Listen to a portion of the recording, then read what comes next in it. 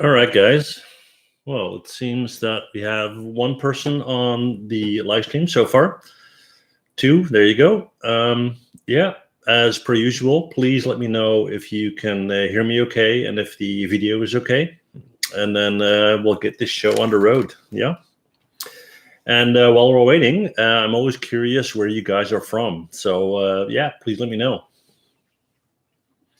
Based on the time zone, yeah, could be US, definitely India, I would say. We'll see.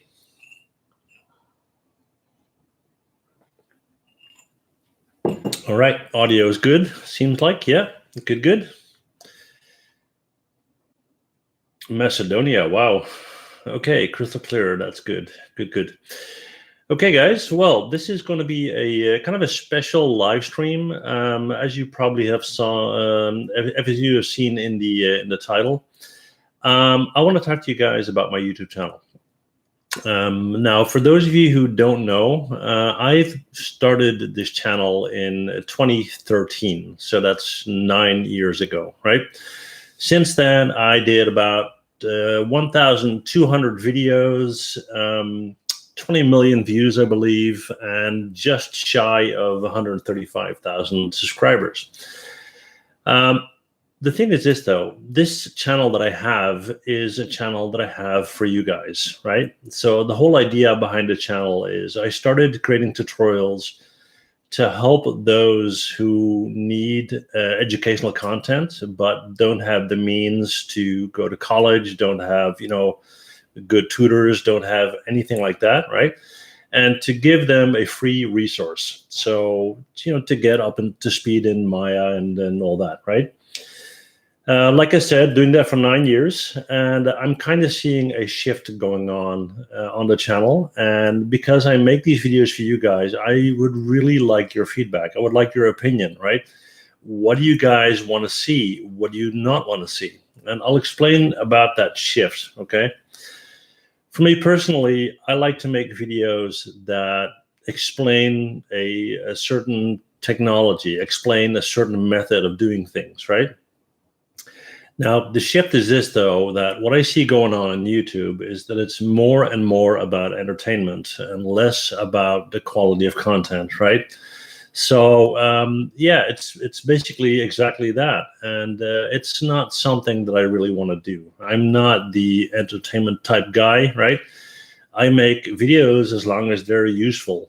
And yeah, so what I want to ask you guys today is, what is the content that you find useful, or do you think it's useful at all? Maybe you don't, right?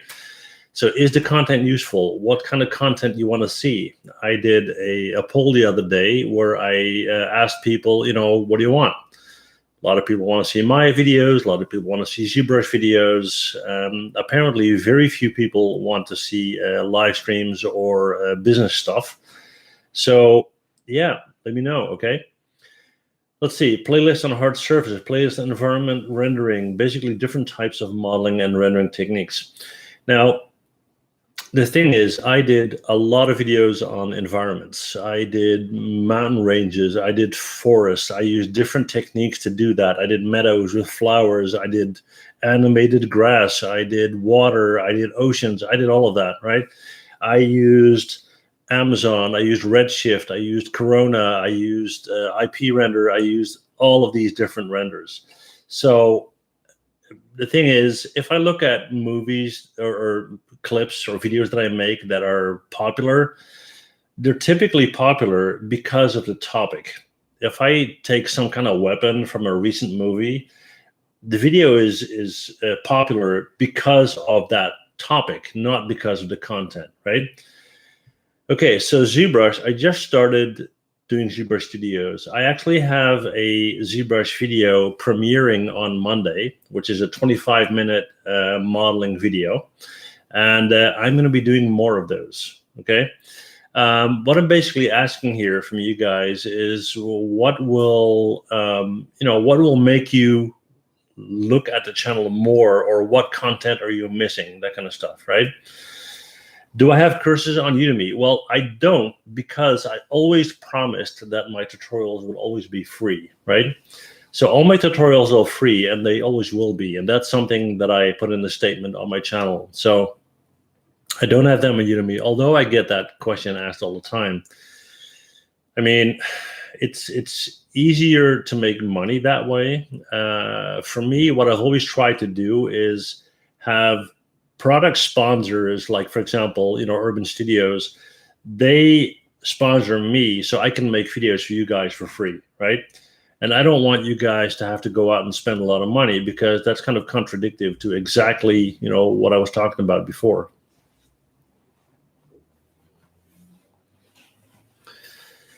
Okay, so yeah, as far as characters are concerned, yeah, again, characters are super popular. So it's really easy for me to make a video that will have a lot of viewers, right? The thing is, though, the video wouldn't be as good, in my opinion. I mean, if I make a video on sculpting Iron Man, right, I know it's going to have a lot of views. If I explain a deformation technique in Maya, I know it's not going to have a lot of views. So there you go. When it comes to character modeling, I get asked to do characters all the time, right? And yeah, I started doing some stuff in that area, and as soon as I do so, I get questions to not do it. So I'm kind of at a loss here. Yeah. Let's see, business topics. Yeah. So what I want to do as far as business is that I have a playlist on business stuff and career stuff. I recently created a playlist specifically for patrons and members, because they seem to be the people most, involved and interested in the business stuff. They will still be free to watch when they're live, but the playback option is for patrons and members. Okay. Let's see. Thanks for the education. You are very welcome. You are legends. Thank you so much for your tutorials. You helped me understand Maya so well. Thank you so much. Okay, so yeah, give me some feedback, guys. I mean, this is, like I said, I have my channel for you, right? If you guys don't watch my videos, I'm going to stop making them. That's as simple as it is. And I'm not in for it for, a popularity contest or whatever. And I realize that I'll never, ever be, Casey Neistat or Mr. Beast or whatever. That's not what the content is for. It's really specific. I like to share that knowledge, but what is the knowledge you want me to share?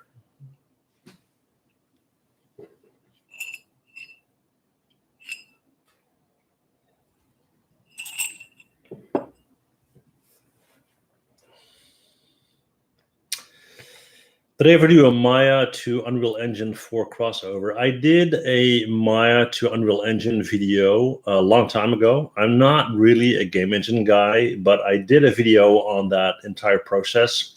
So how do you model? How do you bake your maps? How do you import the model and maps into a game engine? I recalling also doing a video on how to import Alembic cache show animation into Unreal as well. So yeah, I did a few.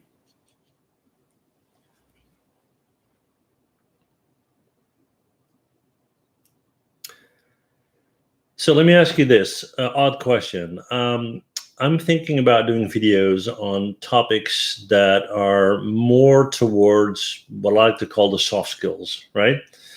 Okay, complete detailed course from Maya. I basically covered that many times over, both for beginners and advanced.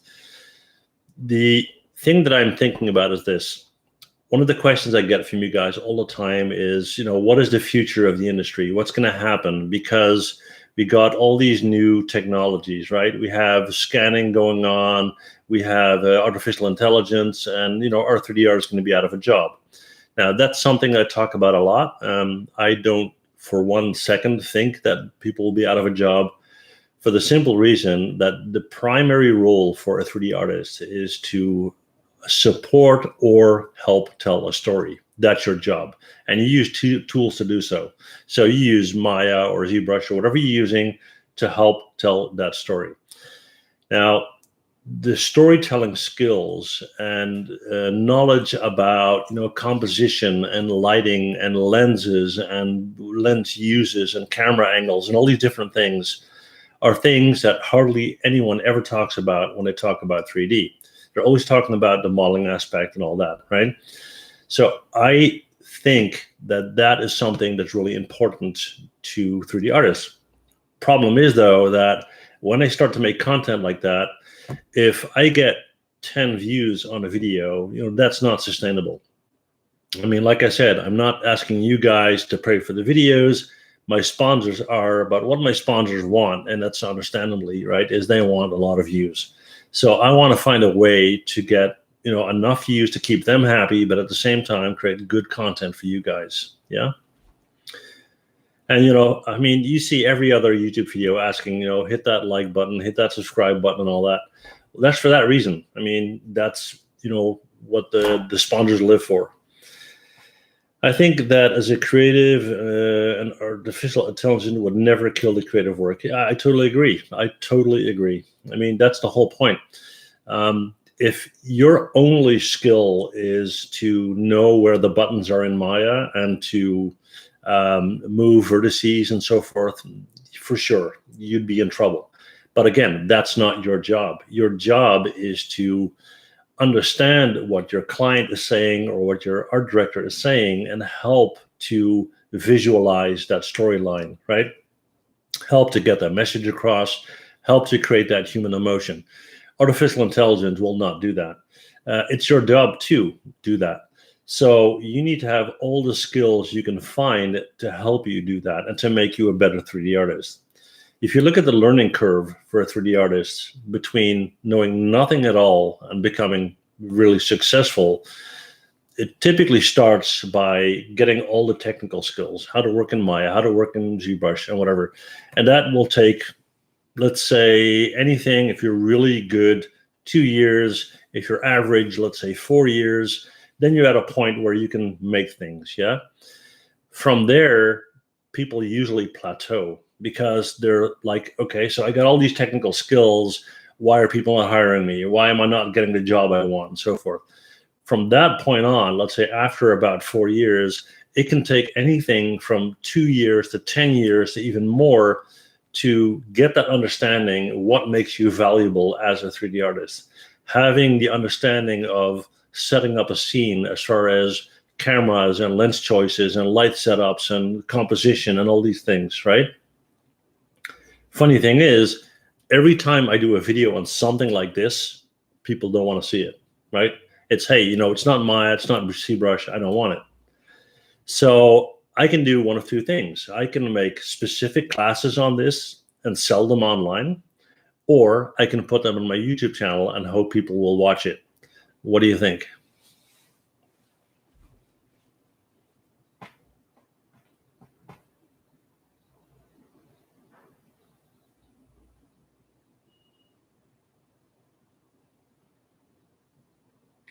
Okay, so some questions about Unreal Engine. I'll definitely look into that. I think more and more things are done directly in Unreal Engine. I do deal with a lot of game people. So yeah, let me see what I can do there. Okay.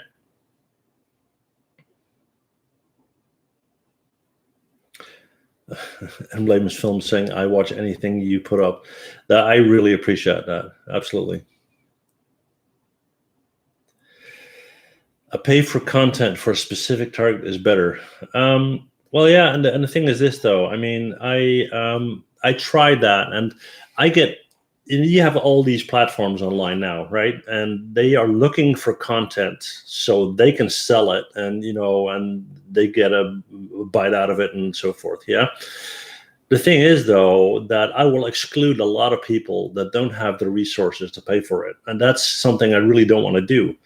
I really want to make content available for anyone and everyone, and without them having to pay for it, right? That's what I've always been doing.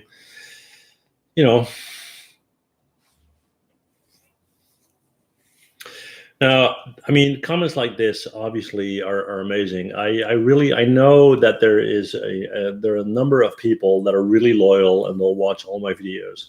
But to give you an example, I did a very specific video, I think a week or something ago, and I have 135,000 subscribers, right? So I put out that video, it got 200 views, 200, right?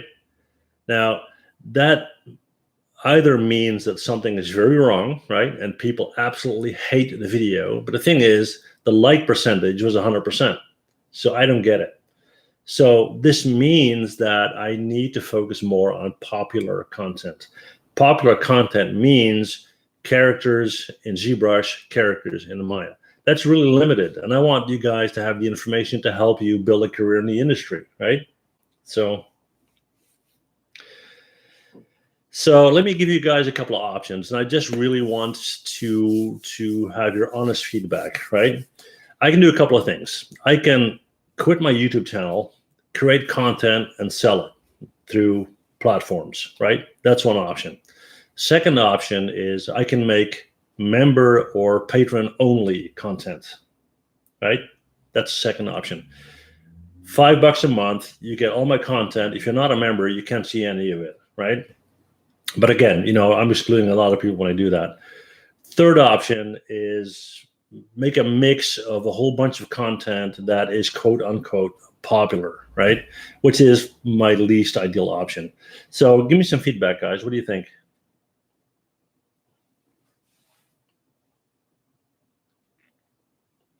Animated videos, I understand, but I know that I need a specific skill and I want it. I would pay for it. Maybe the first part will be free and the second more.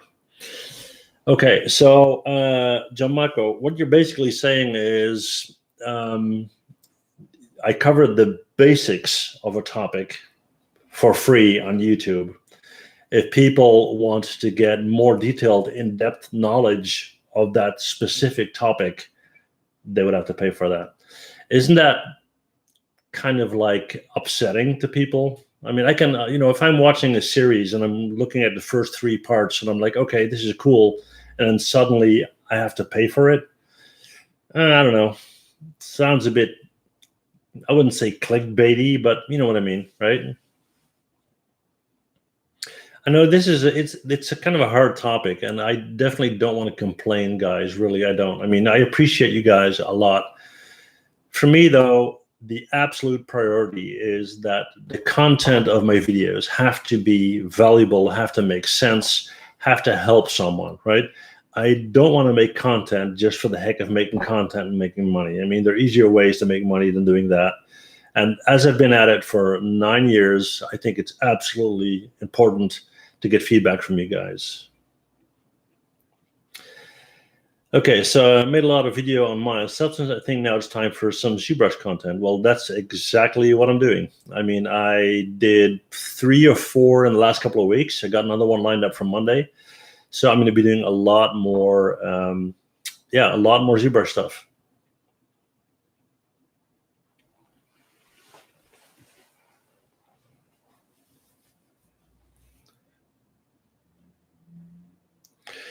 Okay, interesting. Potentially controversial issues, like what? I mean, I understand that controversial videos are super popular, but controversial in what way related to the 3D industry?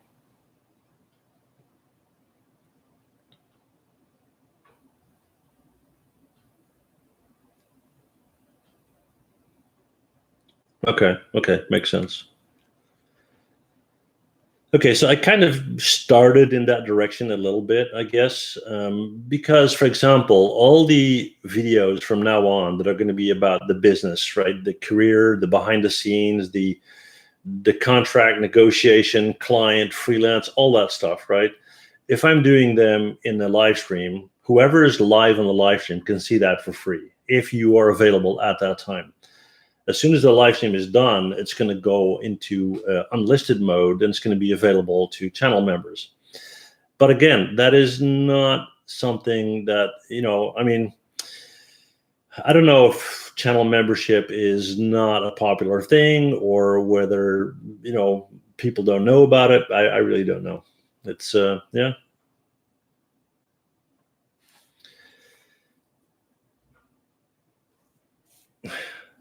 Thank you so much, Emblem Films. Thank you.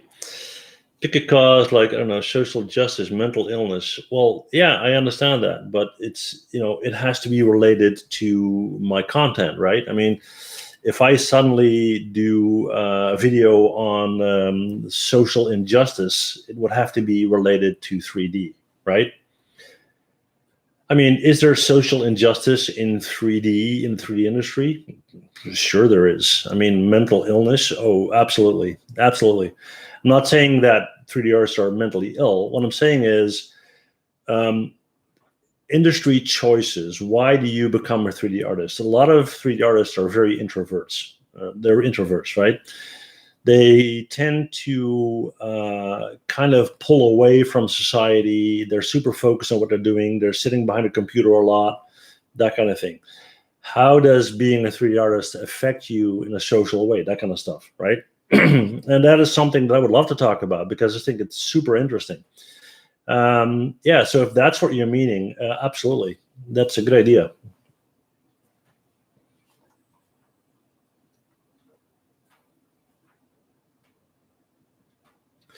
Any other suggestions like that, guys?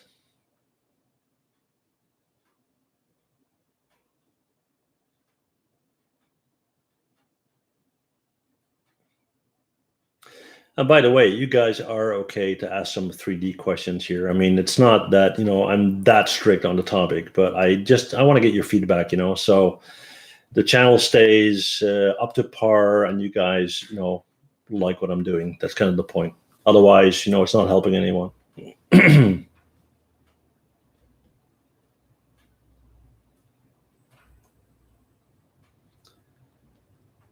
Okay, guys. Excuse me. Let's see here.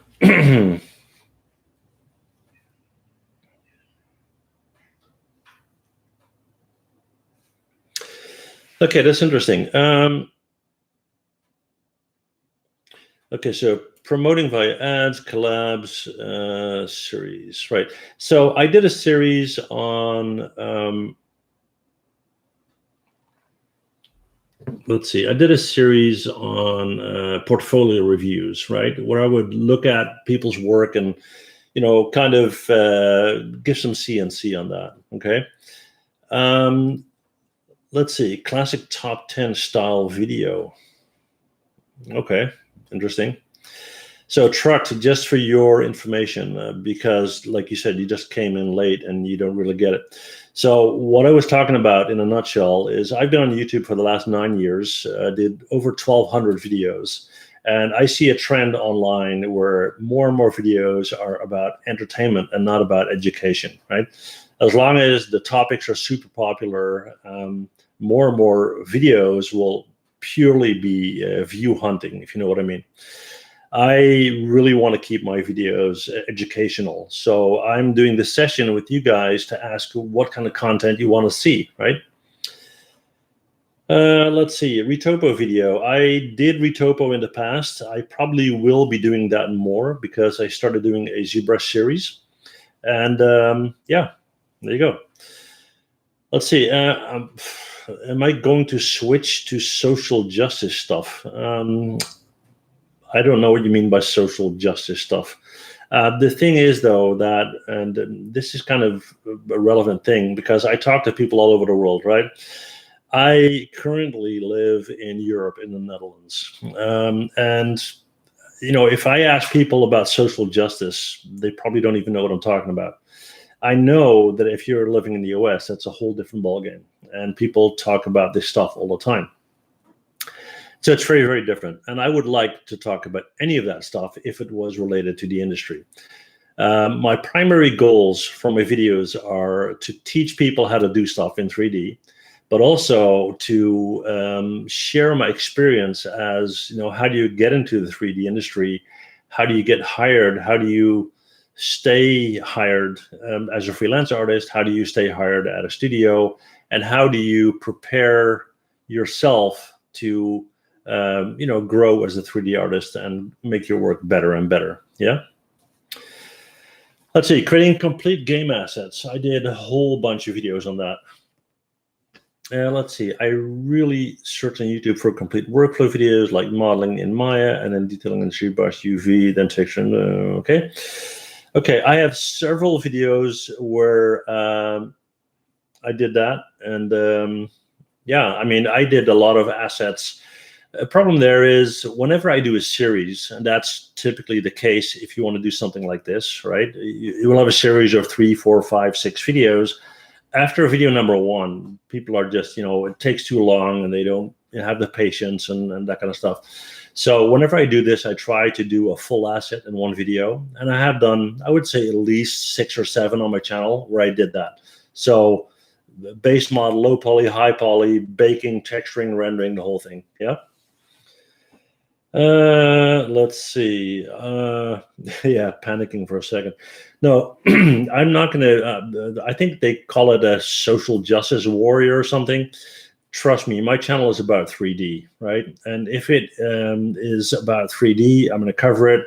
But I'm not going to be part of, excuse the language, the nut show that's going on right now in the world. I think way too many people are contributing to that anyway. For me personally, if you are a 3D artist, I don't care whether you are yellow, blue, green, 6 meters tall, 5 inches tall, fat, small, whatever. Here in Europe, especially here in Holland, people do not care at all, right? That's at least my experience. I've worked with anyone and everyone, and what I care about is that they're easy to work with and they know their stuff, right? So, hey, if that's a big thing wherever you're living, come over here and live in Holland. That's my advice. Other than that, like I said, my channel is about 3D. Yeah. Yeah, you're in. Truck. Let me guess here. Just a guess. Are you by any chance from Ireland? You can try to make something different from the other YouTubers so you can become unique with your style. Okay. Well, that's interesting that you say that, because for me, the primary thing in my channel is not my art style, but my teaching style. And let me explain that. My videos are not about me. My videos are about you, right? I don't need to prove to you guys that I can model something cool. That's not the point of the video, right? That's where all the thumbnail or all the time-lapse videos come in. People, have a 10-hour video, crunch it down to 20 minutes and show how awesome they are. My channel is an educational channel, and my videos are successful when you learn something, right? If you understand the method of how to do something, it doesn't matter whether I do it, nice or cool or whatever. It matters that you have learned something. That's the whole idea. So if you want to call it unique, I would say it's unique in the sense that I think it's more important that you learn something than it's important that it looks cool in the video. And maybe that's why other people have 50,000 views on their video. I mean, and just to get that out there, right? Switzerland, there you go, awesome. Just to get that out there, there are many quote unquote tricks, right, that YouTubers use to get more views. Think about thumbnails. I can, use thumbnails of pretty girls wearing hardly anything, right? That's kind of the go-to thing apparently now. And, even without looking at the content, they'll get tons of views. That's not what my channel is about. I'm never going to do that. Okay. Right. What else, guys? Good feedback. Thank you. A video about rendering cars. Interesting. Greens from Berlin. Cool. Okay. So let me ask you this, guys, while I'm at it, right? And I'm kind of intrigued by that topic of not the social justice part, but more towards the artist behind the art, right? So from a personal aspect, do you think that there are a lot of cultural differences related to where a 3D artist lives and works? I'm kind of interested there because I know it is. I know for sure it is because I work with people all over the world. But I'm kind of trying to figure out whether that's something that you guys experience. Yeah.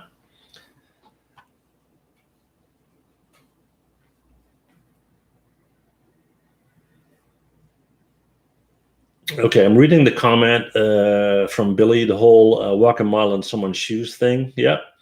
Hard to be practically achieved in the real world, but 3D is possible, I guess. There's an element of bravery. Well, the thing is this, though. I mean, if you would take a 3D artist and you would split that person in half, not literally, but yeah, split that person in half, and you say, okay, so the left part of the artist is, hey, Kaiser Sozo, how you doing? Left part of the artist is the technical stuff, right? The learn how to use Maya, Zbrush, and all that, right? Now, the right part of that artist would be the creative, the emotional, the human, the all that, right? The storytelling part. For me personally, these two are equally important. Keep in mind that if you have the creative skills and you don't have the technical skills, you're going to have a very hard time in the industry, or actually no time in the industry. If you have the technical skills, but you don't have the creative skills, you might get a job in the industry, but it probably won't last. So these two are equally important. So it does make sense, in my opinion, to develop both, right? And to understand what ingredients are in that creative part, right? I don't know, life experience. If you're working with an art director and the art director says, okay, I want you to animate a character, old guy in his 80s, whatever, right? How do you understand how an 80-year-old feels, or how they walk, or how they talk, or how they, whatever, yeah? Where their body is hurting, whether they got a sore back, sore knees, etc. If you never go outside and you never interact with people and you never talk to older people or know anything about older people, you're not going to get it, right? You're not going to get it at all. So you might animate this 80-year-old guy walking like an 18-year-old, which is, of course, completely wrong. That's what I'm getting at, yeah? Okay, does that make sense? I mean, this kind of stuff, typically, the stuff that I talk about in live streams is kind of, for me personally, the coolest stuff to talk about in videos. I mean, learning Maya, sure. There are tons of videos out there how to learn Maya, and that's cool and everything, nice. This, for me, however, is something that goes way beyond. It's more like, okay, now I got all the technical skills, now what, right? Let me ask you, do you agree with that? Do you think that's something to go with?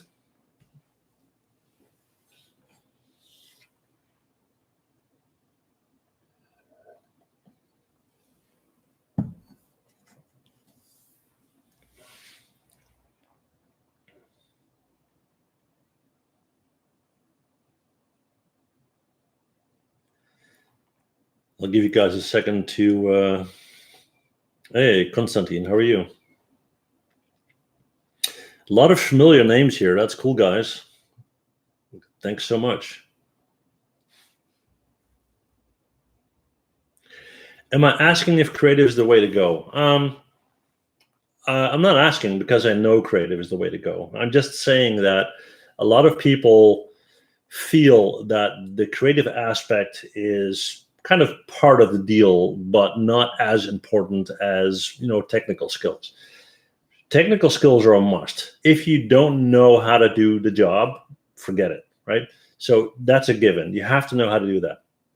But that said, if you want to work in the industry, especially with all the technology developments nowadays, you have to emphasize the creative aspect. The ability to translate a story into something visual, the ability to understand what the art director or what the client is saying, right?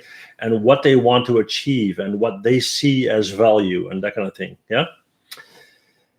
Let's see. Okay, more inclined towards technical stuff because I'm from engineering background. Well, not to burst your bubble there, but I'm a trained mechanical engineer, so I know what you're talking about. And I mean, I know that's something you might be struggling with because the technical stuff feels comfortable and safe, but get out there.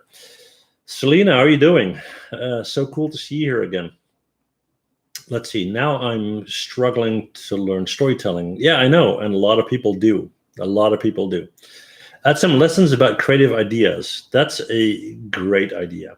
I don't know how to be creative. People just take that word creative as a given, right? But what does it really mean? Problem is, though, that every time I do this, and when I did this in the past, people seem to not get the link between the two, right? I talk a lot about photography, right? I think photography is super important for 3D artists. And people will say, hey, what are you talking about? I'm like, well, photography teaches you so much. It teaches you understanding focal length, understanding aperture, understanding composition, all these things, right? Let's see.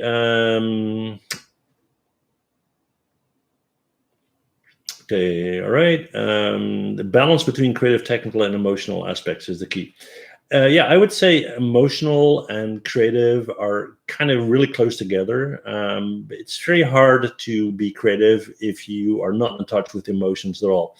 That doesn't mean that you should sit in a corner and cry all day. It's just that you need to have the ability and the empathy to understand what human emotions are. Yeah. Reading helps, absolutely. Watching movies, talking to people, and kind of keeping an open mind, right?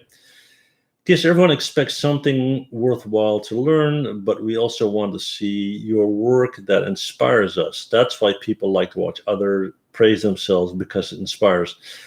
Yeah. I don't know. Let me put it this way, right? Let's say you're in a classroom and there's a teacher trying to explain something to you, right? I would rather have that teacher teach me how to do something myself than to show me how cool it is what he or she can do without explaining it. If you can do both, great. But usually that's not the case. If you're going to do a super cool model in Maya, Zbrush, whatever, and you want to do it in a time frame that's accessible in YouTube, you don't have time to explain the steps. And I tend to focus more on people fairly new to the industry. So I do it at a slow pace and I try to explain everything. Yeah.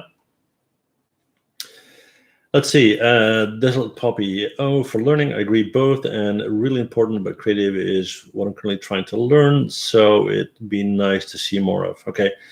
I'm not necessarily sure creative is something you can learn. I think there is a creative element inside anyone. And it's more, to learn techniques to develop that, right? To get in touch with it, I would say.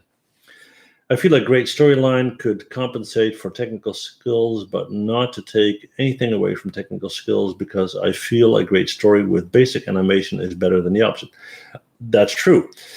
But that said, though, I mean, I'll give you a literal example. Have you seen the movie Blair Witch Project, right? Blair Witch Project, from a technical standpoint, is not a great movie. It's super low budget. It's, handheld camera, and it's basically, from a technical standpoint, non-existing. However, from a creative standpoint and an emotional standpoint and a financial success standpoint, it's a huge hit. So the better the story, the more you can get away with from a technical standpoint. But vice versa, if your technique is absolutely awesome and you lack to tell the story, you will fail 100%, right? At least in my opinion. Let's see. Okay, like great animations with mundane stories. Yeah, I mean, keep in mind that the average viewer, right, is not an animator. So they don't care about that stuff. They're invested in the story or not. That's why that's so important. Let's see. I'm more cold when it comes to this argument. Creativity is, of course, very important for the industry, but I think that when you get a job inside a studio, you're going to be a cog. So, well, I don't necessarily agree. And let me put it this way. I'll agree with you to a point. when you start off in a studio, right, it's basically sit down, here's your task for the day, do it and shut up, right? Just to be blunt about it. And people will do this on and on and on and on. And the thing is, they might do it for 2 years or 5 years or 10 years. And they're like, yeah, okay, it's a job, I get paid, but it's not my passion. The thing is this, though, looking at my educational videos, I want people to get beyond that point.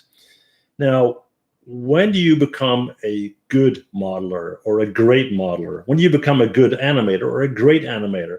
When you can add value on top of being a cog, right? When you can have an interaction with an art director and say, listen, how about we do it this way?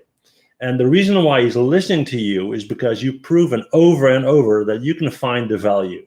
So with creative, I don't necessarily mean rainbows and unicorns. What I mean is creative in the sense of looking at something from 20 different angles to see how you can have a bigger impact on the project, how you can get more involved, how you can get more freedom, how you can get more of your passion into the project, right?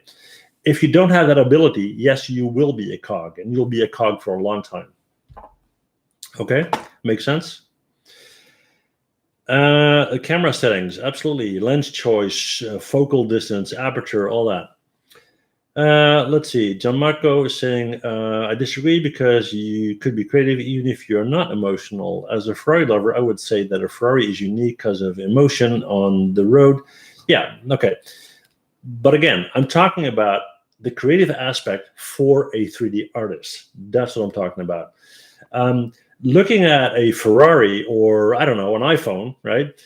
You're not selling a project. You're selling an emotion.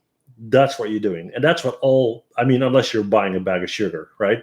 But if you're looking at something, why do people want a Ferrari? Because it looks awesome and it feels awesome and it has this vibe to it and it has a social status and has all these different things. And it's a very cool car, right? So yeah, that makes sense. But keep in mind that the people that are creating the Ferrari, right, they have technical skills to create the car, but they also have a lot of creative skills to make it look the way it looks, right? Do you agree? Let's see, if you live through tough times and can bring your real-world experience to 3D, would be great, especially if there's some hard-hitting life lessons in the story. I absolutely agree. And that's the thing. I get a lot of people that they think that they're older, right? They start out in 3D and they're 28 and they say, hey, I'm old. I believe that life experience can help you to become a better 3D artist because it's easier for you to read people. You had your experiences and so forth. Yeah, reading good books, absolutely. Now, being original and being creative is I would say original is more related to the thought process and creativity is more related to the doing process, but it's very close together. Time-lapse, I agree. I mean, I see time-lapse videos and they make a model and at 10 times speed and they don't explain anything. And if you just want to sit back and relax and look at something being modeled, fine, right? But if you want to look at it as a educational tool, I agree.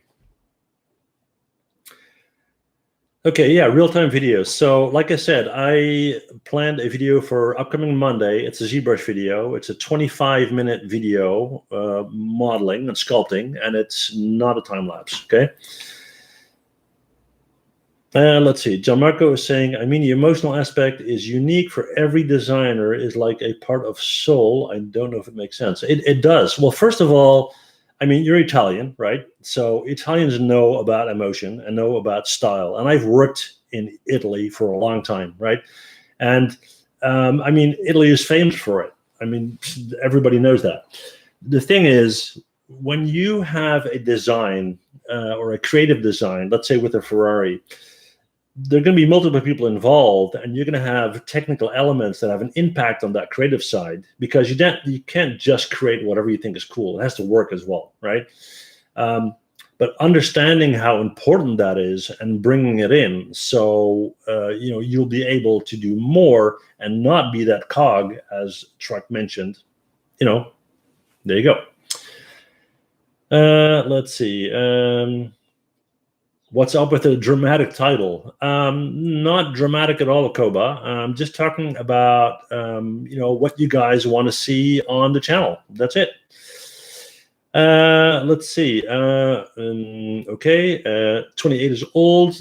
Yeah, well, 28 is not old at all. Just as an example, I have people that start at 35. I have people that start at 45. Yeah.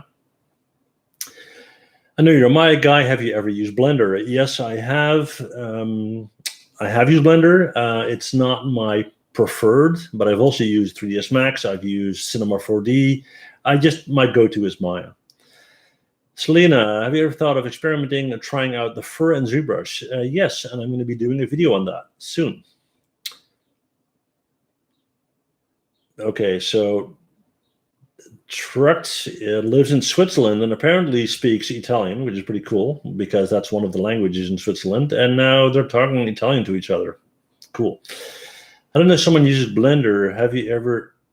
How to know someone uses Blender? Have you ever used Blender? I don't get it. Okay, I'm 27 years old. That's new to 3D, started last year after lockdown started. Also new to your whole channel and the field of value oozing so far. Okay, well, thanks. Do I have Z model content? Not yet, but I will be doing more. I would love more. Marvelous Designer. I have Marvelous Designer. I will be incorporating that into the workflow with Maya and Zbrush, so you're going to see more of that as well. Okay. Let's see. Kobe saying, "Oh, I have yet to finish watching all of your videos yet, so I don't have much to add." Well, I got more than 1,200, so yeah, a lot to watch. Born in Italy. Okay. Followed some of your tutorials in Maya and tried to recreate in Blender. It worked pretty well. Okay, good. Because Blender users always ask if you tried Blender. Oh, okay.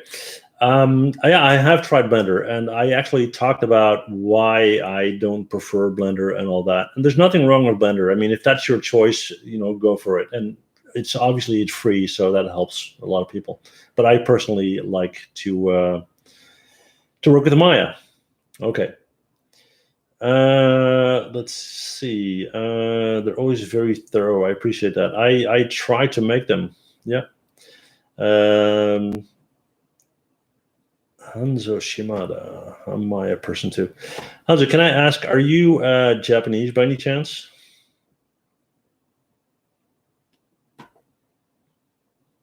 At least I think your name is. Because the companies use 3ds Max in games. So, well, I would say Korean. I apologize. Let's see. They use 3ds Max, but I've rarely ever seen them use it for games. And it is usually Maya, I would say, yeah. So, like the videos about the hardware I use. Yeah, and I actually updated that recently, and I got a killer new video card, which is ridiculously expensive, but it's so cool. Let's see. Blender is less accurate, of course, good for beginners and for Hindi. Why is it interesting? Why is it good for Hindi creations? No idea. Just use the nickname. Okay, there you go. Yeah, so would you agree that Hanzo is a Japanese name? An overall, okay. Yeah, my bad. A question regarding hardware. What do you think of the new M1 Max that Apple came up with compared to Windows PC? If anyone has suggestions, because I'm about to bite the bullet. Right. Well, I can only tell you my feeling on this. I've never been an Apple guy ever, and I've been using computers since 1983, right? Never worked on the Apple and probably never will. Not saying there's anything wrong with it, but I feel that specifically Apple products are very restricted as far as industry crossovers, application-wise, hardware-wise, and so forth. And I want to stay more flexible, because I always build my own systems. Yeah. Let's see. Yes, it is. Constantine, it would be great to show the work with the maps, like export maps, Substance Painter, Photoshop, export to Maya. How do you Substance Painter? Okay. I did videos on that. I did videos on complete game assets, going from Maya to Zbrush to Substance Painter, baking maps in Substance Painter, exporting them back to Maya, plugging them in Maya, rendering them out in Maya, right? So, but if that's something I could do more. Let's see. What would be better, monthly subscription or one-time purchase of Zbrush? I've been debating between the two from Pixelogic website. Yeah, it's the correct name. It's Pixelogic. I have to say that I bought it personally, and I think it kind of depends on your finances. It's kind of expensive, but it's a must-have. So, so saying, I wish I started in Maya. Well, if you are a Blender user and you start in Maya, I guarantee you that within a week you're up and running. Yeah.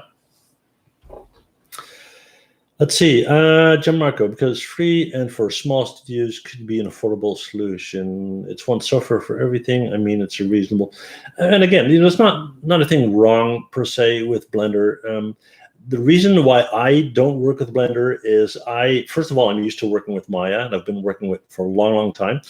First of all, I'm a kind of an Autodesk ambassador. I'm in their beta team. I test software before it's released. I help them co-develop their their forum, like their user forum, that kind of thing. But even though, the reason why I personally use it is because they are much more in sync with the hardware industry. So with parties like NVIDIA and Intel and these guys, right? And so they tend to be more in sync with technological developments, I would say. Yeah. Okay. So I kind of hope you guys understand what I'm getting at here. I'm trying to get a sense of what you guys feel is valuable content, right? And I get a lot of pressure from people to do the cool thing, right? And I don't want to do the cool thing. I want to do the things that you guys appreciate to help you get into the 3D industry or to help you become a better 3D artist, right? So one of the things that I got out of this live stream so far is to do videos on the artist aspect of the art. So like, for example, not the social justice thing, but more like, are there cultural differences based on where you're located? Are character artists different from prop artists as far as personality is concerned? Are there things you need to take into account? That kind of stuff. If you guys think that's an idea. Have I ever done portfolio reviews? Absolutely. And if you want me to do a review on yours, you can send an email to mikehermes@mhtutorials.com and I'll do a video on it. Yeah. Why is not making it easy on their user base? The whole forcing people to provide a school ID to try to your free trial was a huge bird flipping to Yes, I totally agree. Now, the thing is this, though. They have fixed that, at least partially, I would say. And keep in mind, I'm not an Autodesk employee, right? I used Autodesk for like years and years and years, and then they asked me to kind of collaborate with them. But I'm not an employee. When they did this, I thought it was exactly the same thing. But that said, they now have an indie license, which is perfect for individuals like myself, right? And it's way, way, way cheaper. It's a couple of $100 a year, right? And compared to before, where you paid $300-400 a month, it's a godsend. Let's see. Started in Maya, jumped into Blender. They have a lot of same features. The way you go, yeah, true. Maya or Blender, which should be an architect's choice? Neither. I would go with 3ds Max, especially for architecture. You can get a freelance subscription for around $200 yearly. I think it's a little bit more. I think it's 3 something, but it's way, way cheaper than it was. Yeah. Yeah. Okay. So if you guys wanted me to do portfolio reviews, No problem at all. All right, let's see. Maybe for an architect, Revit. Well, Revit is more technical, more industrial, I would say. If you're into the truly architectural side of things, as in measurements and that kind of thing, but if you are looking at visualization of architectural projects, then I would go with 3ds Max. And Gianmarco is an architecture student, so there you go. Personally, I like high poly modeling and watching techniques to make it look good when it's smoothed out. There's so many low poly videos out there. That's interesting because a lot of people say there's not enough low poly videos out there. I think it's kind of both. Yeah. So Truck is saying Indie license provides full access. Yes, it's full access, commercial use, no restrictions. Yeah.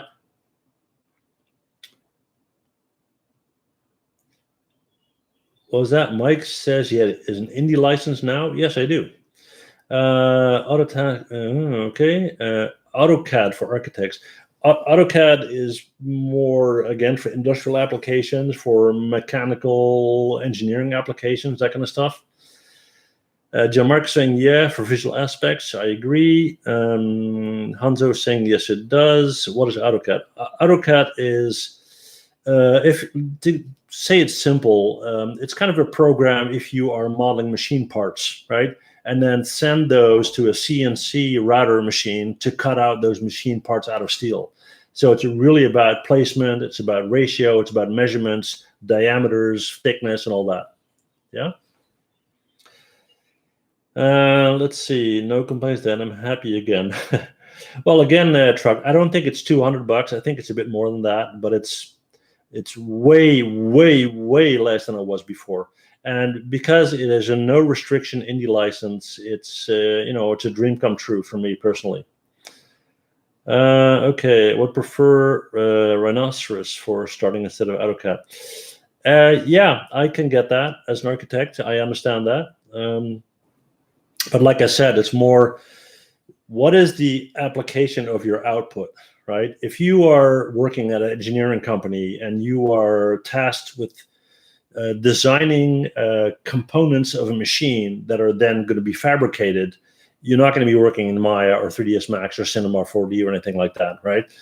If you are creating a product because you need to visually show it to potential clients, then you would. So it's kind of important to have the choice of software in line with yeah. So let's say, is there quad draw in ZBrush? No, there's not a quad draw in ZBrush. There's something way cooler. It's called a Z remeasure. Basically, you can, there are two major, well, that I know of, two major workflows, right?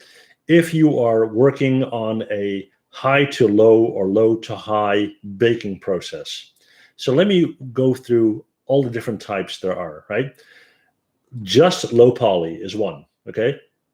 So you make a low poly model, you UV it, you texture it, that's it. And it's maybe used for, mobile games, something like that. Then you have creating a low poly model, creating a high poly model, baking the high onto the low, right? You got your maps. Then you take your low poly model into, for example, Substance Painter, and then you bake the high poly on top of the low poly, you texture it, and you're done. The third option used by a lot of people that work in ZBrush is they don't create a low poly model. They start straight in ZBrush, make a super high dense model, and then they retopo it. So they basically put tiles on it until they have a low poly model again. The cool thing about ZBrush is they got two options. One is to take the high poly model you made in ZBrush and to reconstruct detail. So it will say, okay, now it's 2 million pixels, and I want it to go back to 10,000, and it will do that, right? And the other one is to do Z remeasure. And basically, you say, this is my high poly model, but I want a low poly model. This is my desired poly count, and you hit a button and it's done. So hopefully that makes sense. My top plugins for Maya and ZBrush. Well, for ZBrush, I would say there are more plugins that are related to ZBrush or built into ZBrush. So to be able to send your ZBrush model to Keyshot or to Photoshop straight up. If you send it to Photoshop, you will get all the different maps in a layer stack, so you can tweak them all of them individually, and then work like that, right? For Maya, I don't use a lot of plugins, because if I run into a situation where it's not available at a client or whatever, and I am relying on too much, then I might paint myself into a corner, okay? So try Ritopo PTSD. What do you mean by that? You mean that it's really stressful? And yeah, I mean, you guys probably don't know this, but I have PTSD, so I was kind of triggered to that comment right there. Let's see. I think content relating to psychology, theology, and history would be really good to see. I get the psychology side, the theology, maybe. History, for sure. Easy remesh plugin for ZBrush. Yeah, it's kind of a retopo thing, I would say, for sure. Yeah. Well, I use an application, which is not a plugin. It's a separate application, and I think it's available as an application, and it's called TopoGun, right? Yep. Okay, let's see. Mike is adjusting the US, the indie license. I'm looking at their UK site, and it's still kicking out at £2,000. Did you look at the indie license for Maya? Because I can tell you that I don't know exactly what I paid, but I know it's 100% sure it's less than 400. Anyway. And, you know, yeah, I don't know. Is history saved when you close and reopen your file in ZBrush? Well, the thing with ZBrush is this. Oh, there you go, 345 euros. Awesome. So that would be about $400, I would say, per year. So Selena, there are a couple of ways that you can save something in ZBrush. You can export your model, for example, as an OBJ, and then you will export the model. Yeah. Second option is you save the document, and if you save the document, you basically save the image on your screen. The other option is to save the file, and if you save the file, you save the model, you save the settings, the lighting, and all that. If I'm not mistaken. Yeah. Okay, there you go. So it seems that pricing is solved now. So like I said, it's around $400 a year. And that is, I mean, you know, hey, compared to before, that was something like what you were paying a month. So yeah, did Autodesk screw people over when they did this whole student license thing?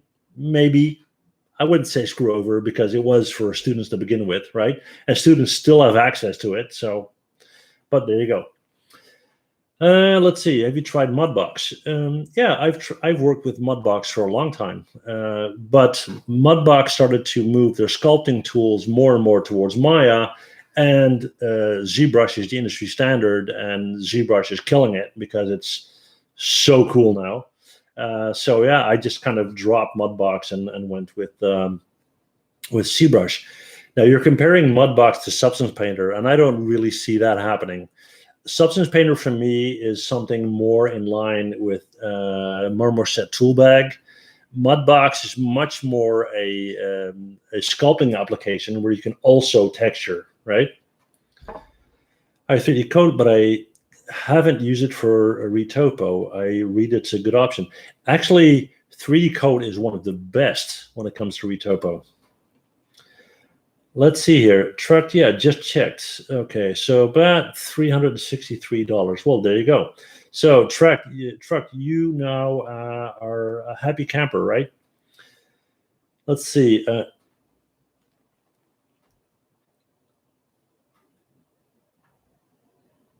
I'm trying to read what you're saying here. Just a shout out to my Kiwis. Okay, so I assume we're talking about, yeah, New Zealand and Australia. Yeah, okay, cool. Mudbox, yeah, Mudbox kind of, I wouldn't say it sucked, but... Sorry, I didn't understand, but I found something else. Hey, Google, shut up. my Google went off. Have you played with Nomad on the iPad? I don't understand. Okay, my apparatus here. I'm not going to say the name again because he's going to start again. Yeah, Mudbox. I wasn't really happy with that. Have I played with Nomad on the iPad? Well, I don't work on tablets, not like an iPad or something like that. So I don't use apps for that. I do work on a pen display, however, obviously.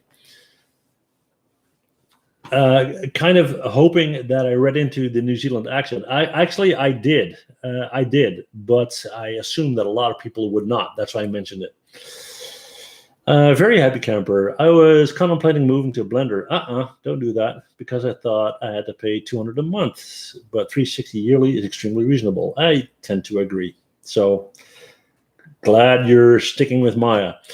Does big company like NCP, ILM hire as interim and junior character artists if they, so is what is usual responsibility of the interim? Okay, well, I wouldn't say burst your bubble, but let me talk about the big industry for a second, yeah? A lot of people, when they start off in the 3D industry, they have this dream. I want to work for Pixar. I want to work for DreamWorks. I want to work for Disney. I want to work for ILM, yeah? The thing is this, you and everybody else, right? They got people lined up at their door by the thousands. Now, consider this. Why do you want to work there? Because you think it's so cool? Well, yes, it is cool. And I mean, I was inspired by Toy Story 1 in 1995, yeah? It's super cool. But the thing is this. If you work for a company like Pixar or Disney, yeah? You're working on a project for 5 years, and you are maybe one of, I don't know, 400 people working on it, right? So just to exaggerate this a little bit, you might be working on Woody's shoes in Toy Story. So how exciting is that? Sure, you can say, hey, I worked at Pixar. Well, great. The thing is this, if you want to become a well-developed all-around artist, it's way more important for you to be exposed to all different types of things. Now, if you are able to get into companies like this as an intern, you're probably going to have a very hard time learning new things, right? Because of the size of the company and so forth. But if that's your dream, hey, go for it. The usual responsibility is don't talk, listen, look what I'm doing, and learn fast. Okay? All right. Anything else, guys?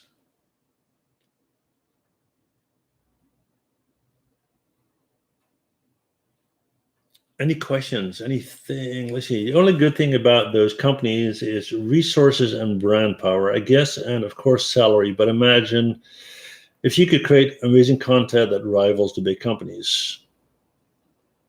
Yeah, I totally agree. I mean, working as a freelance artist, I can make a lot more money than working for something like Pixar. And the thing is, and I don't want to crush your dream. I mean, if that's your dream and you want to work for ILM or Pixar, fine. But the thing is this. As the industry is evolving, what people are doing is they are becoming more and more flexible in their resource pool. Now, I need to explain that. Company like, just for argument's sake, let's say Pixar, right? Disney Pixar. They have a core team of people. Let's say, I don't know, 500. They're there all the time, and they've been working there like forever, and they're like, you know, they're on contract and whatnot. Now, suddenly they want to do Toy Story 5. So for the next 5 years, they're going to increase their team from 500 to, I don't know, 2,000, right? So this additional growth is usually on a contract base for the period of that project, yeah? So this is not a long-term fixed job. This is a project-based job. But while you're doing that, you don't have the flexibility to work for others, okay? If you're a freelance artist, you can. So what a lot of these companies are doing now is instead of taking people on board for 5 years, they pick and choose artists from all over the world to kind of let them work on something for a part of the project. Last time I was at Animago in Munich, right? And they did a presentation of Pirates of the Caribbean where they did an FX breakdown on how they did that and whatever, yeah? They had people that worked on that from Madrid, from Montreal, from Milan, from London, all over the place. And these are people that you will never see on the title role at a Pixar movie, or they never officially worked for Pixar, but they worked on the project. So does that make sense? Let's see. Okay, I'm gonna try for ATD role in Rita. Yeah, cool. Game project going on in the MC Trolls Facebook group, but I went silent. Yeah, well, the thing there is, and yeah, I think you mean the horror projects. Yeah, that got canceled. The thing is this: whenever you do something like that, and I've done this multiple times, you ask people, hey, do you want to do a collaboration and work on a game? And then 200 people say yes. And then you start looking at, okay, who's going to do what? And then 200 become 50, and 50 become 10, and 10 become 2. And then the person that announced the project is doing all the work, right? That's exactly what happened here. And the guy in the project, who is a really good artist, that asked me to do that subgroup for this purpose, I said, go ahead, but be aware, probably something like this is going to happen. And it did, unfortunately. I'm actually a software developer, but I love 3D. I just wish I could switch to full-time 3D. Well, go for it. It's practical to do things solo rather than in a team, talking about maybe short video series rather than full-blown movies. Well, keep in mind, though, that if you are working solo and you are planning on doing, a full 5-minute 3D movie, from concept work to modeling and texturing and UVing and all this stuff and rendering and whatnot, you're talking about a project that's going to take months and months and months. Yeah. The big problem there is that a lot of people say, well, I can do this in my free time, but it's not paying the bills. So where do I get the time from to spend months on something that's not making any money, right? So if you are, especially if you're into animation, I would definitely be careful with that. Yeah? Okay. Alrighty, guys. So like I said, the thumbnail of the live stream was about, what to do with my channel, where to go from here. So you guys gave me a couple of good ideas. What I'm basically saying is, am I on track making the type of content that I'm making, right? I want to make educational content that will help you to become a better 3D artist. If that's what you guys want, then that's what I will continue to do. If you're missing something on a channel, tell me. If you want me to do something completely different, tell me. I got this channel for you guys, right? So please let me know.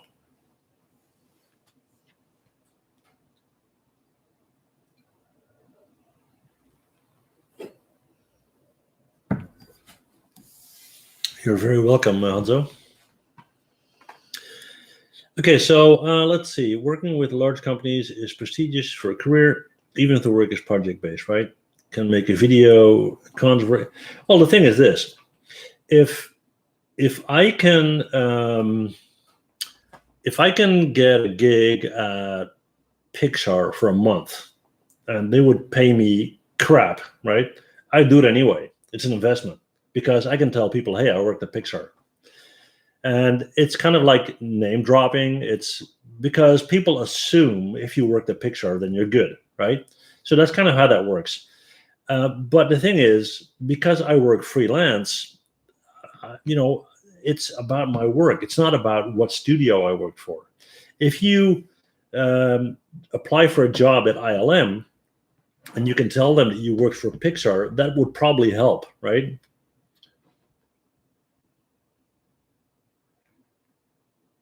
Let's see. If I apply from Asia into those studios, any chance of getting a call? Well, maybe. The thing is, if they are looking for somebody to work remotely on a project, like what I mentioned before, possibly. If they want you to move over there and come and work for them in the studio, not that likely, unless you are willing to pack up everything and move over there. Yeah. So let's see. It looks like there's a question from a countryman here, Jan Jaap van Dijk. Would love to see a tutorial on live face tracking. Okay. And I did some face tracking with an app recently. It's, I would say, a fairly complex thing that I'm not really into. So I would have to do some work on that. But I did do a face tracking app recently, and I thought it was a lot of fun, right? Okay. Interesting. Do I have an up-to-date show reel? No, I do not. And I actually don't have a show reel anymore.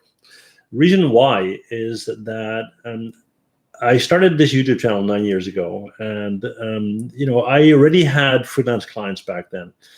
I'm at a point where I'm really comfortable doing the work I do for my clients, and the client base I have is pretty steady, right?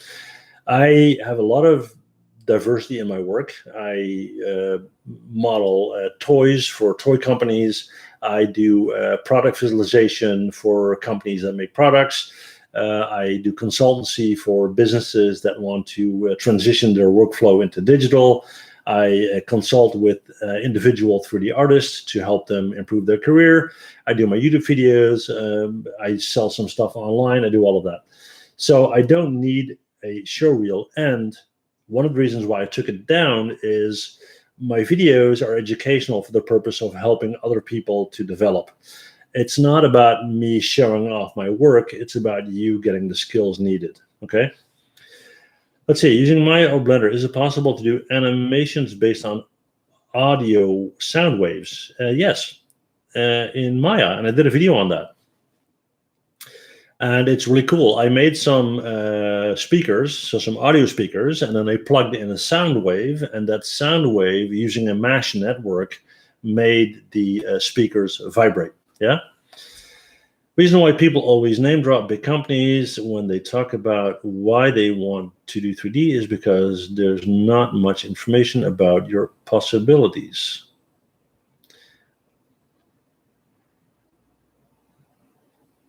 Not sure what you're saying there, but it says part 1 of 2, so there's more. Okay.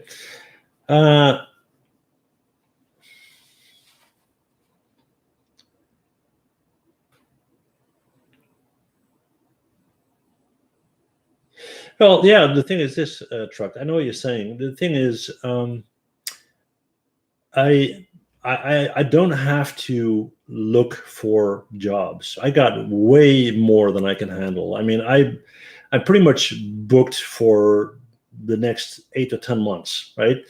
And with the show reel up, I get emails from people, and they're like, hey, can we talk and whatever. And I'm not interested in the big leagues. I don't want to work for Pixar. I don't want to work for these companies. I'd rather have 10 smaller clients than 2 big ones, right?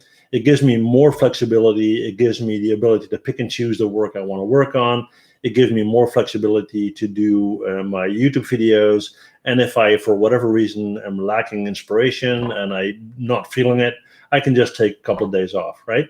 So that's by choice. That's how I do it. And yeah, it's personal and it's different for everyone, I would say. Yeah. Okay, let's see. We'll do a few more minutes. Any additions, any questions, anything you want to address, want to talk about? It wouldn't be this title on the video if I didn't ask. So I have to ask you guys, if you're not familiar with my channel, check it out. And if you do like it, please consider subscribing, okay? Yeah, flexibility over being a cog any day. That's absolutely true. And I have to say that and a lot of you guys don't know this, but I do a lot more than just 3D, right? I'm a professional wildlife photographer. I'm a fly fish instructor. I'm a survival instructor. I'm part of a search and rescue team with a group of veterans. I am a woodworker. I do all of these different things. And funny enough, all of these things link towards each other. You probably wouldn't see it that way, but it's true. I mean, and maybe I can even do a video on that. For example, I'm a European and internationally certified fly fish instructor. Now, people are saying, well, what has fly fishing to do with 3D? A lot. Because fly fishing is all about your mental state, right? That you're relaxed. I don't know about you, but if I'm stressed out, I can't be creative. I need to calm down. I need to be relaxed, and that helps, right? If you are, for example, I'm part of a search and rescue team. Why do I do that? Because 3D artists are introverts. They're indoors a lot. They're sitting behind their computer working on whatever they're working on. They don't go out and, do a whole bunch of stuff. I want to go out and be active, but at the same time, give something back to society, right? Some content about dramatic rescue attempts. Well, I typically don't talk about that, but it's more to give you an idea of it's all in the mix. Yeah. Let's see. Can I show hair motion? Okay, I'll move my head up and down. Does that work? Just kidding. Let's see. Okay, I've been sculpting since 2019. I would say I'm pretty much skilled to make character for game and cinematic rendering, but I'm having trouble to get freelance tasks. How should I approach? Okay, I did a 10-part video series on my channel about everything you need to know from an industrial or from a business perspective. So how to find clients, how to negotiate with clients, how to do contracts, how to set pricing, how to set up your process, everything related to being a 3D freelance artist, right? So check all of that stuff. 10-part series. It has a separate playlist on my channel. Oddly enough, for me, one of the most important series I've ever did from a view standpoint, I think the lowest view count, which blows me away. But a lot of people are not interested in the business side of things. They just want to make cool things. Yeah. Let's see here. Actually, sparring. Okay. So Truck is saying, so I can justify smoking pot as a 3D necessity. Oh, absolutely. I think it's even tax deductible. No, I'm just kidding. I mean, I personally don't do drugs any type or sort of shape. For those of you who smoke pot, hey, it's your life. Do whatever you want, and I'm fine with that. But it's important that you have the correct mindset, and I know you guys know this. You can't say, okay, Tuesday morning, 10 o'clock, I'm going to be creative. It doesn't work like that. Yeah. Let's see. Hi, Mike. Like your videos, have a lot learned. Greetings from Germany. Also, Gangeshin. Definitely going to check that out. Is frames per second very important in 3D software when animating? It's absolutely important, for sure. It's kind of depending on a couple of things. First, in what geographical region are you active, right? Are you working in a PAL environment, which is typically Western Europe, or NTSC, I think it's called? Not sure. The other one, yeah. And so that's important. It's also related to style. If you want kind of a choppy style, like a stop motion style in your animation, you want to go low frame. If you're going towards like a trailer for, let's say, a game, you want to be a higher frame rate and so forth. People avoid the important stuff. Yeah, that's totally true. And then, I mean, this is kind of a question for you guys, right? And I did a live stream about this like a week ago. Why do you want to get into 3D? Now, this might seem like a simple question, but the thing is, people say, "Oh, I wanted to go in 3D because I saw Toy Story and I loved it." Great. When you saw Toy Story, you knew nothing about being a 3D artist. You just thought it looked cool, right? So how do you know that being a 3D artist is cool? If you want to become a freelance artist, you're going to deal with clients and contracts and payments and all this stuff. It's the reality, right? So if you want to do this, then learn how to do this, or you're going to fail. That's how simple it is, right? Okay, guys, I'll do 6 more minutes, and then we're at 1.5 hours, which is kind of a lot, but hey, we're having fun, so why not? Let me tell you that I really appreciate you guys taking the time out of your busy day to hang out. So awesome. Let's see. I'll be using it a lot for presentations. Oh, there you go. Can you do a character modeling and animation tutorial? I'm working on some character stuff. I'm typically not a character guy. I do more props, but I will be doing that. And as far as animation is concerned, I have several. I wanted to get into 3D to work for myself and open up different perspectives to people regarding everything, to be honest. Good point. One of the things I found being a 3D artist is it teaches you to look at people in a different way, right? Like most people in the world, I would say there's kind of this prejudice, if you will, right? And I come from a business background, so I'd be, the suit and tie guy, if you know what I mean. And I mean, let's be honest, if you run into somebody, or at least talking to me 20 years ago, if I ran into somebody with, I don't know, tattoos on his face and a ring in his nose and whatever, I'm like, whoa, right? I'm not like that at all anymore, at all. I mean, it's a way to express yourself. And hey, it's their life. And if they want to do that, why not? I judge people way more on their behavior rather than what they look like, right? And I did so because of the 3D industry and because of dealing with creative people. Yeah. Let's see here. Okay, how to set up studio lighting Cinema 2022 for rendering. I did a tutorial on that, and I did multiple tutorials on that, actually. Selena saying, I'm learning quite a lot and getting good info on the cost of 3D software. Well, there you go. Doing 3D characters, yeah, starting to do that. Well, I'm not saying they're going to be good, but hey, starting to do that. I want to get into 3D because of video game cinematics cause they look cool, all right? Hard surface modeling tutorials will be helpful. Okay, let me ask you this. What do you consider hard surface modeling? Because everyone has their own definition out there. For me, hard surface modeling is anything that is not organic. So an animal or a person or a fantasy character is organic modeling. Everything else is hard surface. So a car, a table, a whatnot. Yeah, that's my definition, but other people have other definitions. Do I have a tutorial on storyboard planning? I do not. And I think it's a cool idea. So thanks for the tip.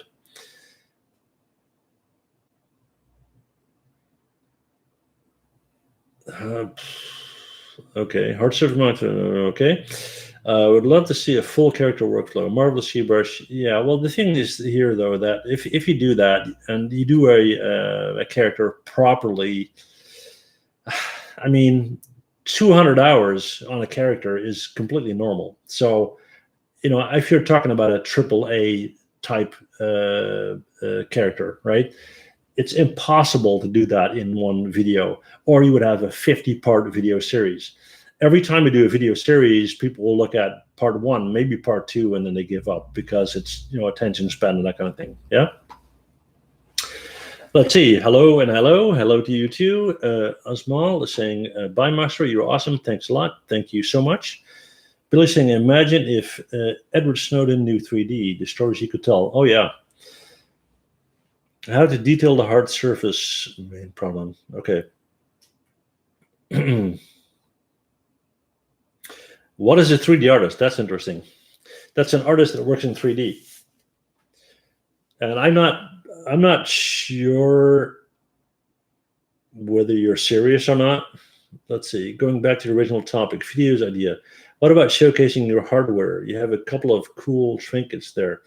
I do.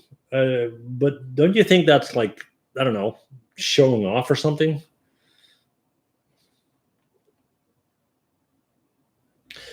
Well, yeah, making a course in Udemy. People have asked me that before. Problem there is that then people would have to pay for my content, and I want people to be able to access my content for free.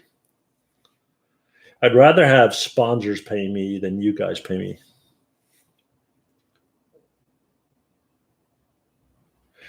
You could try tricking people. Yeah, like people will accept that. You know how people are, right? I mean, even the title of the video today, people are like, hey, what's the deal? And you know how people are online. They can be brutal. Yeah, Selena, I don't do that. At least I hope I don't do that. I mean, you're a regular, and I see you online all the time. So it's your trade tools. I have a tablet like yours too, but I'm sure you use it better. Yeah, okay, fair enough. Well, but the thing is, I mean, for example, I have an RTX 7000 card, right? That thing is, I don't know, it was something like $5,000. I know already what kind of comments I'm going to get. Yeah, easy for you to say. You're a millionaire. You got a whole lot of money. You got this and that and so and so. And I mean, that's not the case. It took me 20 years to get to that type of tool. Yeah. But yeah, I get the point. I'm actually, I got a review coming up of one of the new monitors that's going to be released. And for me, monitors are everything. And yeah, so I'm going to do that for sure.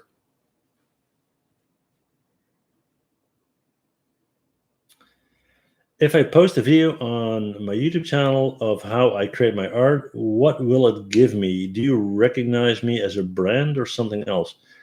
What do you mean? What does it bring me? Do you mean as far as money is concerned, or recognition, or what? For sculpting, I don't use a mouse. I use this.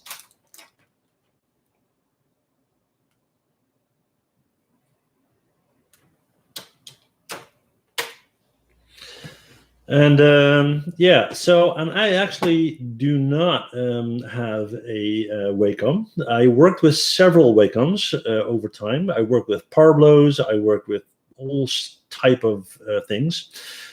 And yeah, it's a pen display. It's not a tablet. It's a pen display. A tablet is something else. A tablet is where you draw on a tablet. Let me turn this thing on.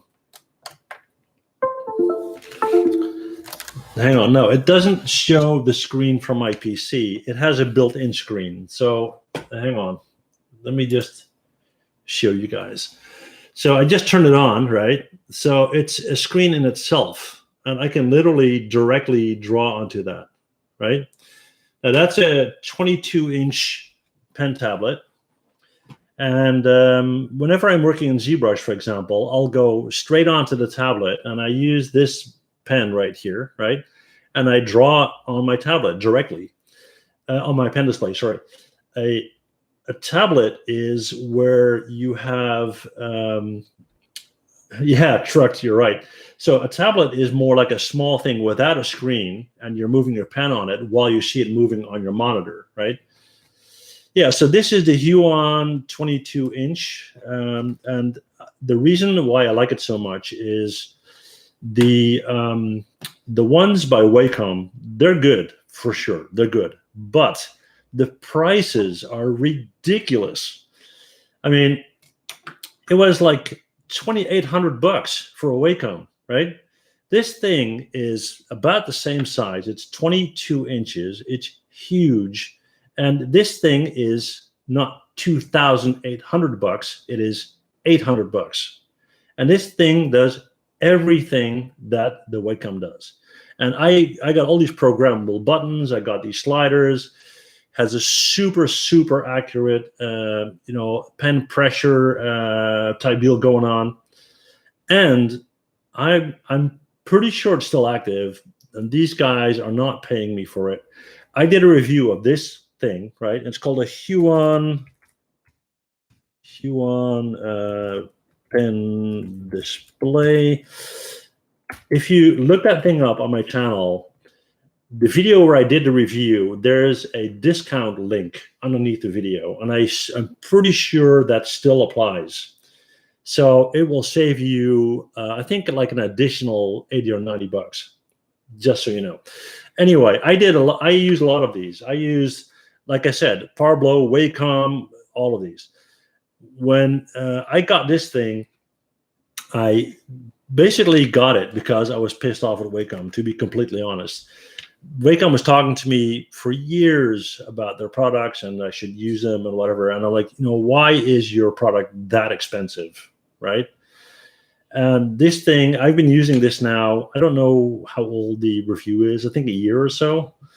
This is the best tablet I've ever had. And again, I'm not working for Huon. They're not paying me to say this. It's an awesome thing. Let's see. Am I still using Keyshot? I am, absolutely. I'm using Keyshot 10 at the moment. And talk about pricey. Keyshot 10 is pricey. That said, hang on. How would you guys like to have the chance to win a Keyshot 10 Pro license worth almost $2,000? Because I have a environment modeling contest going on right now. It's on my channel, and if you win, you get a Keyshot Pro 10 license worth almost $2,000. To give you an idea, because you're probably saying, well, I'm not going to win anyway, last time around, I had to cancel it because there were only 5 entries, right? So do this. It might be yours, yeah? Let's see. Okay, yeah. Whitcomb has a monopoly on the drawing tablet market. Yeah,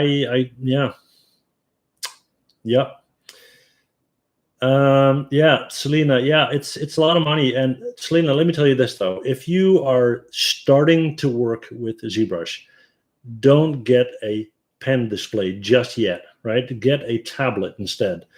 You can get a small Wacom tablet, and it's like $80. Yeah. And you won't be drawing on your screen. You're drawing on the little tablet, right? Looks like a mouse mat. And then you see your cursor moving on your monitor, right? But it's way, way cheaper. It's like $80, $90.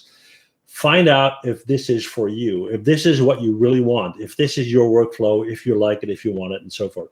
And then over time, if you decide, hey, I'm doing a lot more in Zbrush and I really love it and it's my thing, then you can kind of, upgrade from there. Let's see what else. So Truck, you got the Huon after watching my old review. What do you think? Oh, okay. Yeah, there you go. Yeah, I didn't recognize your name. Yeah, you were the one that got the giveaway. Good for you. Yeah. Let's see here. Sign me up. How to enter this contest. Yeah, Hanzo. So if you go to my channel and you look at my playlists for challenges, and you look for the latest one that is about environments, that, oh, there you go. Yeah, now I recognize your name. Yeah, so that will explain how to get into that. And this can be anything, like the interior of a room or a mountain range or whatever. And it's really, really open because you can basically use any software you want, and just check that out, yeah?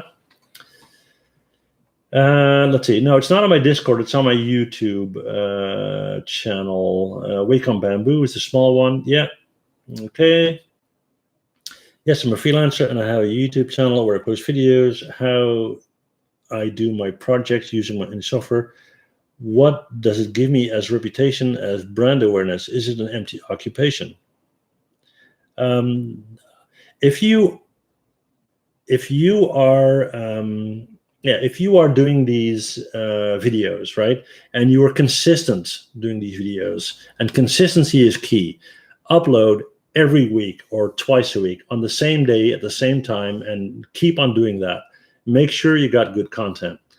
You will get brand recognition at some point, but it is super hard nowadays to get beyond the monetization point. You need a minimum of 4,000 subscribers before YouTube will even look at you, right?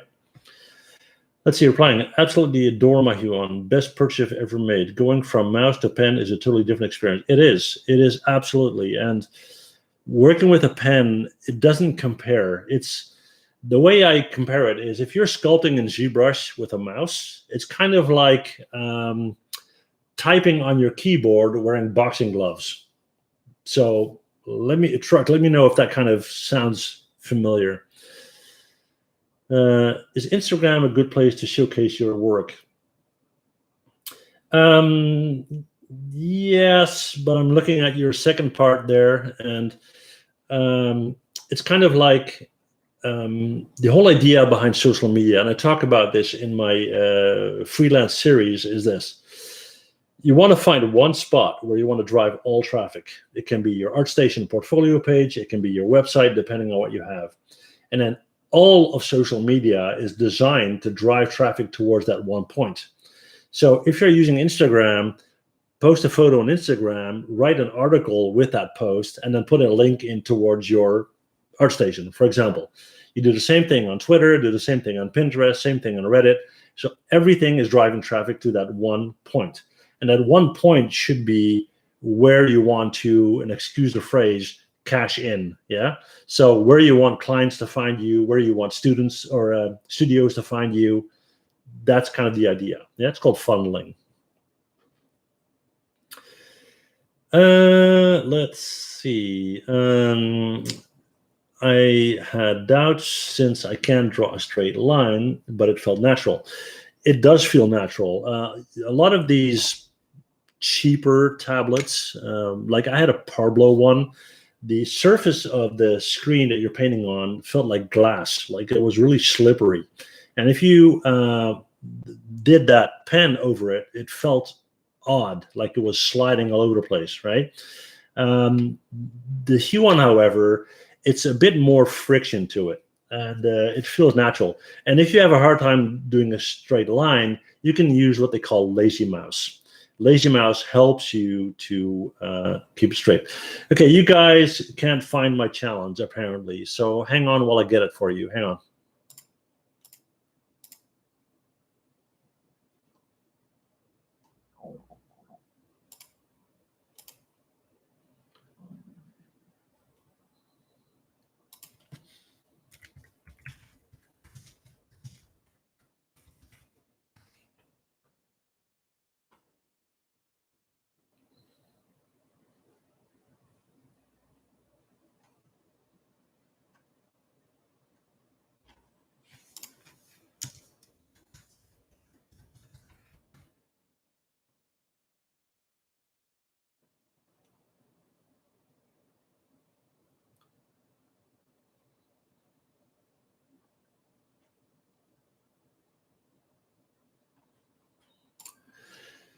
Okay, guys, I'm trying to hurry to get it quickly, but what I'll do is I'll post it underneath this guy, yeah?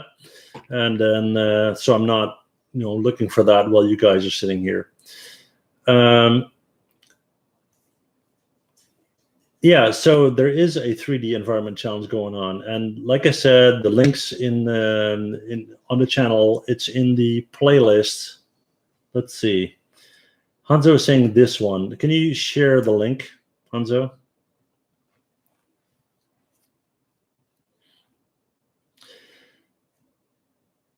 Okay, so too much friction on the pen display. I don't think so. I think it's just a matter of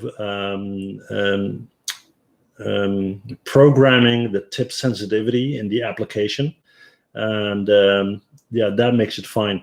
I don't have that squeaky noise at all. I think you're just pushing too hard. So did anyone find that link, or do I need to go and find it? But for sure, what I'll do is I'll post a link in here immediately after the live stream, right? So you guys can get it.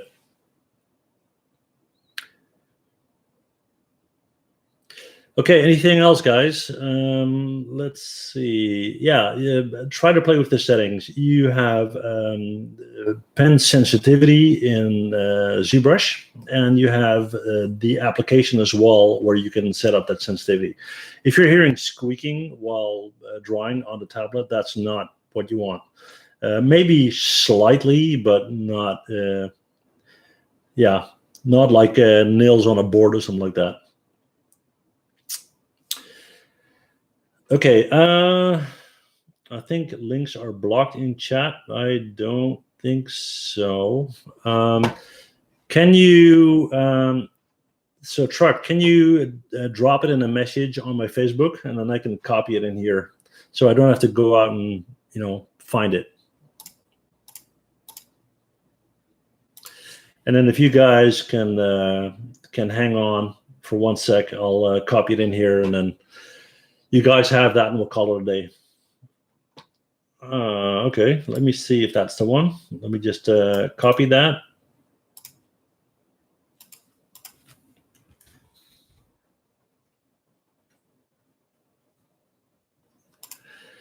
No, it's not that.